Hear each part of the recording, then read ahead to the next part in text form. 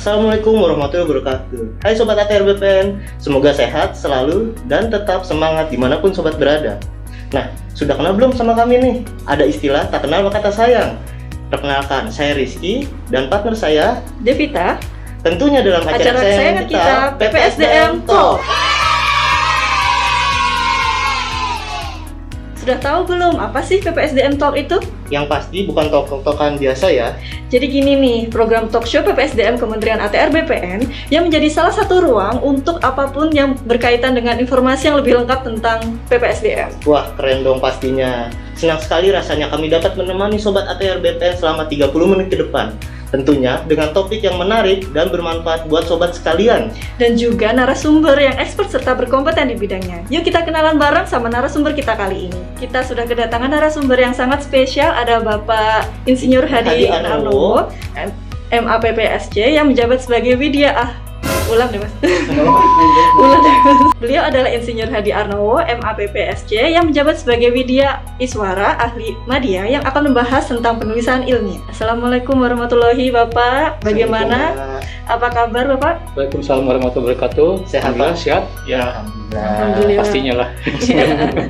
Ya, senang sekali Bapak bisa hadir di program ini Bapak, di dalam sesi ini. Tentunya dengan sepak terjang Bapak yang sangat membahana sekali tentang penulisan ilmiah. Mari kita akan berbincang-bincang sedikit Bapak tentang penulisan ilmiah agar para hadirin juga akan tahu tentang bagaimana sih penulisan ilmiah itu. Bisa mungkin Bapak jelaskan mengenai apa itu penulisan? Ya, baik. Kita bicara mengenai penulisan, sebetulnya itu sudah tidak asing lagi bagi kita ya. Menulis itu mungkin sejak bangku sekolah barangkali atau dari bangku kuliah ya, kita sudah pernah melaksanakannya, pernah mengerjakannya. Macam-macam penulisan itu, ada yang bersifat fiksi dan non fiksi. Suka ini novel atau bacaan remaja bacaan itu? Oh, novel. Iya, suka novel Pak. Bentuk dari karya tulis sebetulnya, tapi itu adalah bentuk karya tulis fiksi. Ya, karya tulis fiksi itu ya bisa dikatakan berdasarkan mungkin angan-angan, berdasarkan mungkin juga suatu keinginan dan juga mungkin satu sifatnya tuh apa yang dikhayalkan ya, dan itulah kemudian dituangkan dalam satu tulisan dan hasilnya macam-macam. Ada mungkin novel ya, ada yang suka barangkali ya cerita pendek, mungkin juga cerita yang sifatnya terlepas atau mungkin juga semacam narasi-narasi yang lainnya ya, itulah tulisan fiksi. Kemudian satu lagi adalah tulisan non-fiksi. Nah, tulisan non-fiksi itu beragam sifatnya. Ada yang mungkin bersifat ilmiah, ada juga tulisan non-fiksi yang bersifat itu hanya berupa laporan, ya. Bisa juga berupa suatu, katakanlah mungkin suatu pendapat dan sebagainya. Itu masuk kategori tulisan non-fiksi. Nah, inilah yang saya kira itu mungkin perlu kita bahas lebih lanjut. Oh, baik Pak. Kalau boleh tahu Bapak, untuk Bapak Hadi sendiri, bagaimana Bapak ketertarikannya untuk bisa menulis Bapak? Ya, terus terang saja saya mungkin waktu SD suka dengan mengarang namanya anak-anak SD ya. Suatu khayalan saya barangkali ya, mengenai superhero dan sebagainya, tapi hanya sedikit saja, tidak berkembang. Kemudian saya tidak begitu intensif dengan tulisan ya. Kalaulah mungkin dengan tulisan ketika saya menjadi pegawai itu sifatnya lebih kepada menulis laporan atau mungkin juga sifatnya menulis dalam kaitannya dengan lebih kepada laporan saja. Oh gitu. Ya, kalau saya boleh tahu Pak, kapan sih dan pertama kali Bapak menulis? Ya, nah barulah kemudian saya mulai tertarik dengan tulisan ilmiah. Ya, itu yang saya katakan menulis ilmiah itu ya merupakan suatu mood saya yang tiba-tiba tuh kayaknya jadi gemar menulis itu ketika saya menjadi Widya Iswara.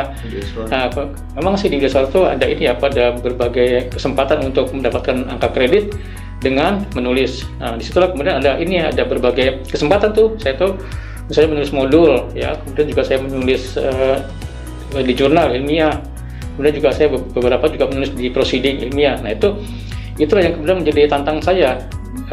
Misalnya modul itu juga salah satu bentuk tulisan ilmiah, tapi dia dalam kerangka satu kurikulum pelatihan ya yang sudah ditentukan. Nah, itu juga saya juga banyak menulis di situ, menulis modul. Ada seninya, tidak seperti menulis dalam laporan.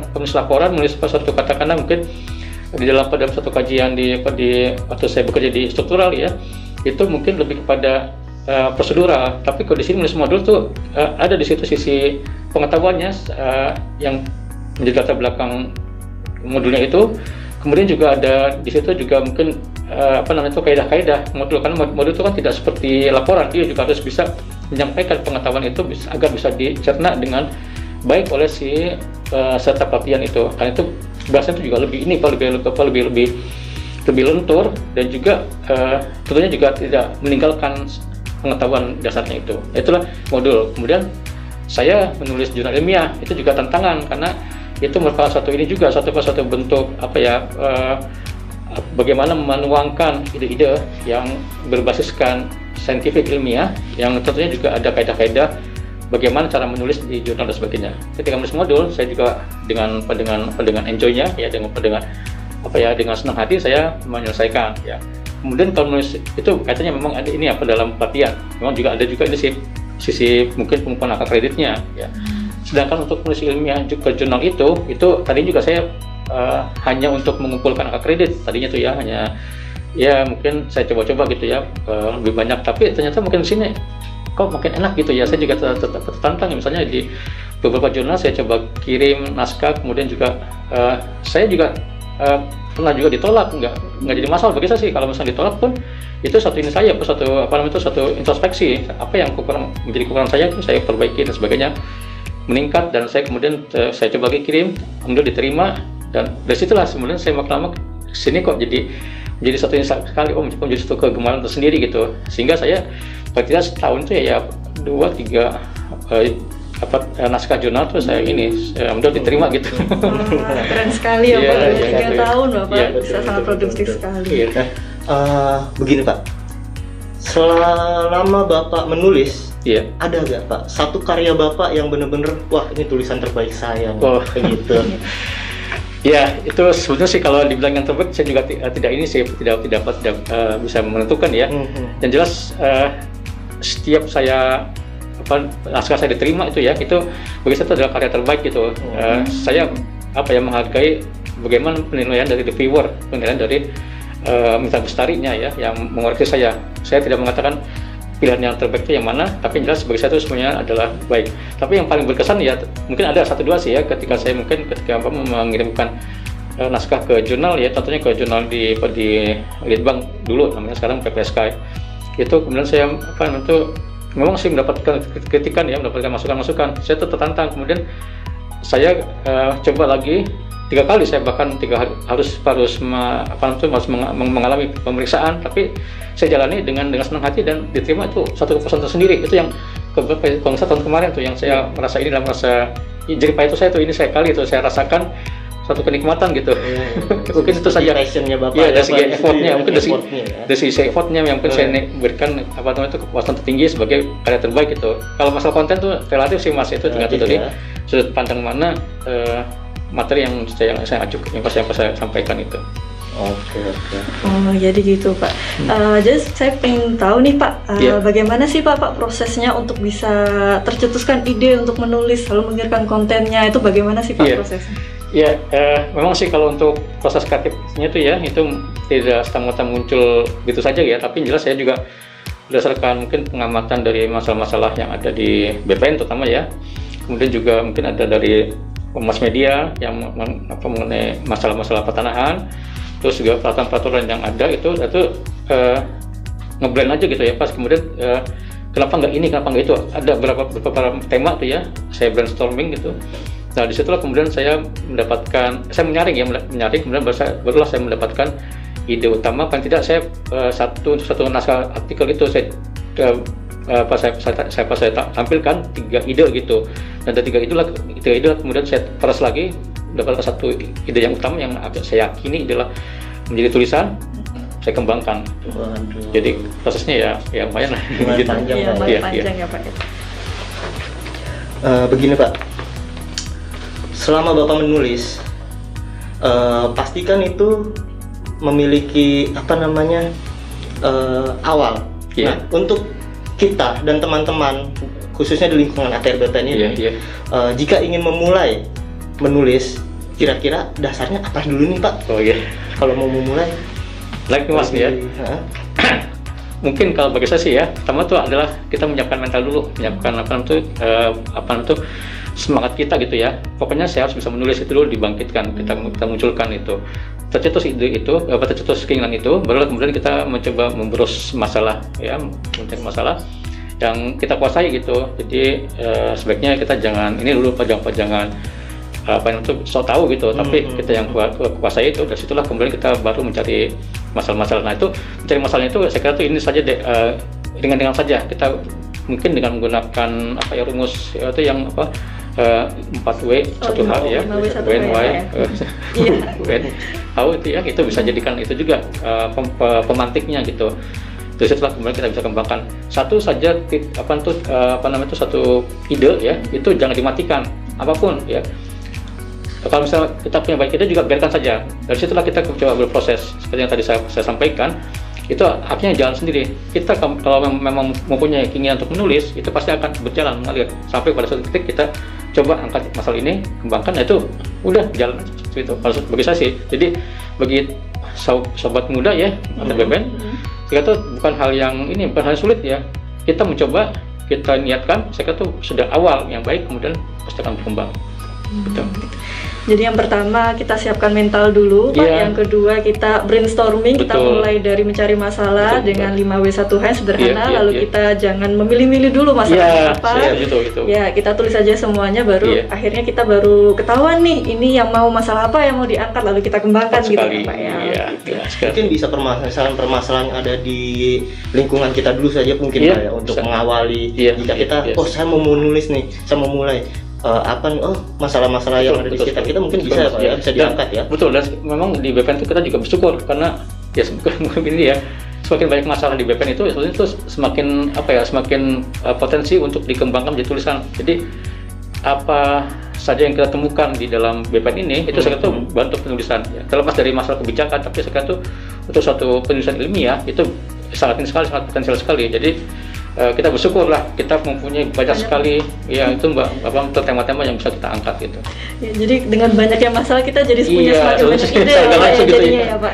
Iya, Oh iya. ya, Pak, karena membahas tentang kiat-kiat untuk menulis, Iya. saya juga mau tanya nih Pak, dan ini juga tentunya pasti penasaran juga para Iya. peserta juga, gimana sih Pak caranya kita bisa mempertahankan semangat kita dalam menulis Pak? Karena kan Iya. ketika kita sudah dapat ide nih, terus kita tiba-tiba kita ngeblank, lalu kita Iya, iya. buntu. Biasanya kan Iya, sering iya, terjadi betul, seperti betul itu ya sekali. Pak ya. Itu bagaimana ya Pak kita melatih diri kita tuh tetap untuk bertahan untuk semangatnya dan tetap semangat lah untuk Iya, menyelesaikan iya, tulisan iya. itu Pak. Baik.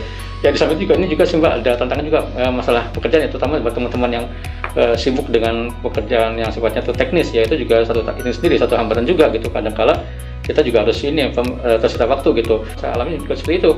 Tentang kesibukan misalnya mengajar, kemudian juga saya ya banyak lah tugas-tugas sebagai pengajar ya, mengerti soal dan sebagainya. Tapi saya tetap punya komitmen, saya harus punya suatu hasil paling tidak misalnya 2 hari lagi atau 3 hari lagi itu paling tidak saya akan memulai menulis. Nah itu di situ bisa memelihara semangat saya. Jadi tetapkan tujuan dulu ya Pak Iya, ya, betul. lalu tetapkan jadwal juga Iya, dan kira-kira jadwal kita. juga sama fleksibel sih Mbak. Iya. Nggak Fleksibel mesti- ya, Pak, Iya, ya. betul. Iya. Untuk lingkungan ATR BPN sendiri Pak, Iya. khususnya para pegawai, Iya. seberapa penting sih Pak penulisan itu? Iya. Ini Mas, kebetulan kan kita juga sudah mengalami reformasi birokrasi ya, kemudian juga banyak jabatan-jabatan fungsional yang disediakan oleh ATR BPN. Nah, untuk jabatan fungsional itu pasti memerlukan untuk keterampilan menulis ilmiah, karena itu ada angka kredit di situ, ada semacam penilaian ya yang akan bisa membantu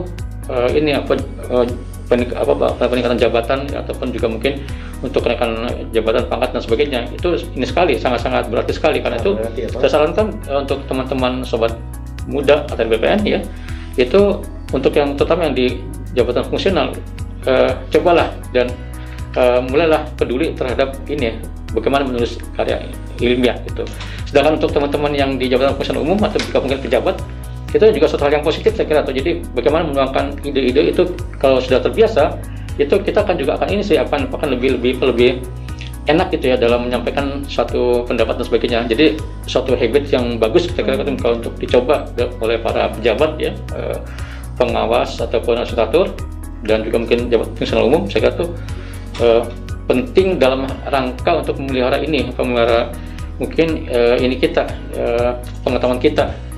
Itu saja Mbak ya mungkin bisa sih.